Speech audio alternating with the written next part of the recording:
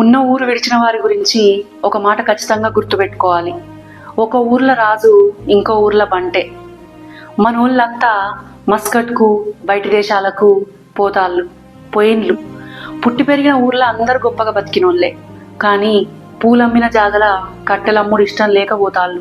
ఒకరు వ్యవసాయంలో నష్టపోయి, ఒకరు వ్యాపారంలో నష్టపోయి, ఒకరు ఎదిగిన పిల్లల కోసం, వాళ్ళ చదువుల కోసం, సొంతిండ్ల కోసం, ఇట్లా ఒక్కొక్కరు ఒక్కొక్క వ్యధ. ఇక అసలు ముచ్చట ఏంటంటే, నీ ఊర్లో నీ మాట నడుస్తుంది, ఈడ నీ మాట నడవది అని వాడంటే వాని మాట పట్టించుకుంటావా? కడుపు పట్టుకొని ఆకలి పేక్కు ముడేసుకొని రూపాయి రూపాయి వెనకేద్దామని నువ్వు పోయిన ఊర్లా నీ మీద పెత్తనం, రుబాబు, తగ్గాలే, సలాం కొట్టాలే అని ఎవడైనా నిన్ను గెలికితే ఎవ్వనికి భయపడకు. నీ కష్టం నీ నైపుణ్యం ఉండగా ఒక్కటే, నీ మార్గం నిజాయితీగా ఉన్న రోజులు ఒక నయ్యకు కూడా భయపడకు, బాధపడకు. నీ నమ్మే సిద్ధాంతపు అంతరార్థం అక్కడికత్తది ఇంతమ్మి. ఎవ్వని జోలికి పోకు.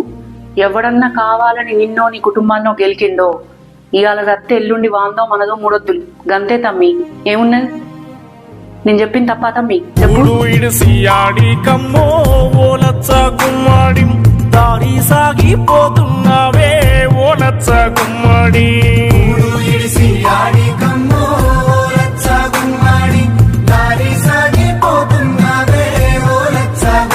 మనసార నీవు కన్న కల దారి